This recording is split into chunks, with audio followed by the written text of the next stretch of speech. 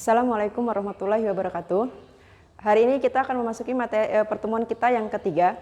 Materi kita hari ini adalah penelitian dan penulisan sejarah. Ada dua materi yang akan Ibu jelaskan hari ini. Pertama, sumber sejarah, kemudian yang kedua, jenis-jenis sumber sejarah. Pertemuan sebelumnya Ibu sudah menjelaskan materi tentang sejarah sebagai ilmu, kemudian yang kedua sejarah sebagai peristiwa. Ini berkaitan dengan materi kita.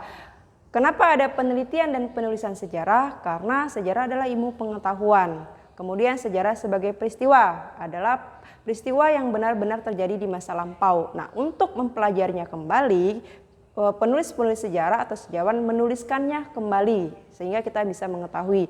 Nah, untuk menuliskan peristiwa sejarah, para sejarawan atau penulis-penulis sejarah membutuhkan yang namanya sumber sejarah. Ya, apa sumber sejarah? Sumber sejarah adalah segala sesuatu yang memberikan informasi kepada kita tentang peristiwa yang telah terjadi di masa lampau.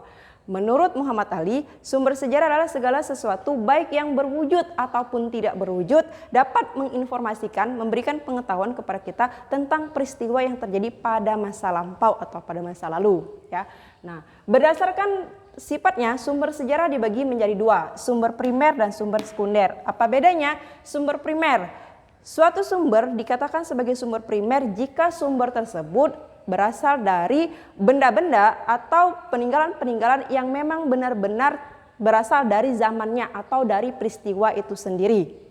Atau sumber primer juga bisa didapat dari kesaksian para pelaku atau saksi sejarah yang mengetahui dan terlibat dalam peristiwa sejarah tersebut. Contoh sumber primer misalnya prasasti.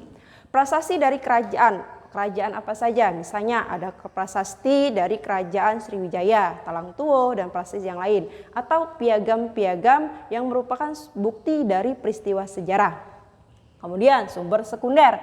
Sumber sekunder ini adalah sumber yang berupa replika dari sumber primer. Biasanya sumber sekunder ini terdapat di benda-benda kepustakaan atau yang terdapat di museum. Contohnya replika dari benda asli. Jika kalian ke museum, nah di museum itu biasanya banyak terdapat arca, artefak ataupun prasasti. Nah biasanya itu adalah bentuk replika, bukan aslinya.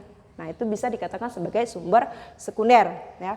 Nah, untuk materi yang kedua, jenis sumber sejarah. Ini dibagi menjadi dua. Pertama, berdasarkan urutan salah. Berdasarkan bentuk dulu. Aku ulang dari mana? Ini dulu harusnya. Dari B berarti ya. Jangan lupa dipotong ya. Nah, sudah belum? Nah, kemudian yang kedua adalah jenis-jenis sumber sejarah. Ini terbagi menjadi dua. Pertama berdasarkan bentuk, kemudian yang kedua berdasarkan urutan penyampaian. Berdasarkan bentuk, sumber dibagi menjadi tiga. Tertulis, gitu baca ulang nih, 4, ngapa aku 3? Dari B ya? Ngapa? Jangan cek itu nih ya. Aku lupa jadi kan. Nah, udah.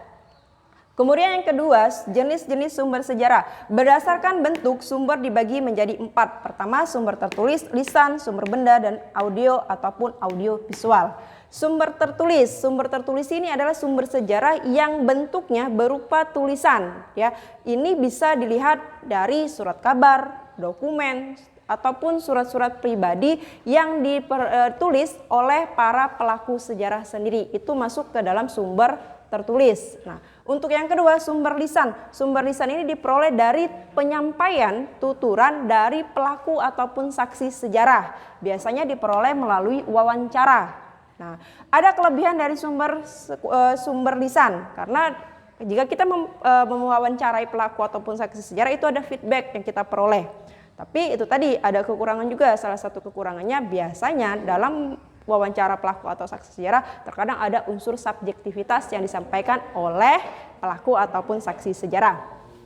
Kemudian sumber benda. Sumber benda ini bentuknya berupa benda, ya, benda-benda yang berasal dari masa praksara atau dari peristiwa-peristiwa sejarah. Contohnya artefak, candi, dan benda-benda perkakas atau sejenisnya. Yang keempat, sumber audio dan audio visual. Audio ini adalah suara, bisa berupa rekaman suara atau yang lainnya. Kemudian audio visual bisa berupa gambar, ataupun rekaman-rekaman video dari dokumentasi ataupun peninggalan-peninggalan dari peristiwa-peristiwa sejarah. Nah, kemudian berdasarkan urutan penyampaian dibagi menjadi 3, primer, sekunder, tersier. Nah, ini kalian jangan terbalik ya, Nak ya. Kenapa? Karena berdasarkan sifatnya ini sama, ada primer, sekunder. Namun di urutan penyampaian ini dibagi 3, primer, sekunder, tersier.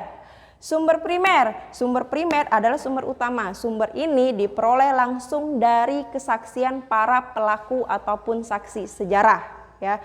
Nah, sedangkan sumber sekunder ini jika saksi ataupun yang kita dapatkan itu orang yang tidak terlibat ataupun tidak melihat secara langsung tapi mengetahui tentang peristiwa yang akan kita bahas ataupun yang akan kita teliti. Sedangkan yang ketiga, sumber tersier. Sumber tersier ini sumber yang sudah diperoleh berdasarkan penelitian-penelitian yang mengambil sumber dari sumber primer ataupun sumber sekunder. Biasanya sumber tersier ini yang kita pelajari sekarang, contohnya buku-buku yang ditulis oleh para penulis-penulis atau sejarawan sekarang yang mengambil dari sumber primer dan sumber sekunder sebagai sumber utamanya. Nah, untuk hari ini kita cuma membahas sampai di sini. Itu saja yang akan Ibu sampaikan. Wassalamualaikum warahmatullahi wabarakatuh.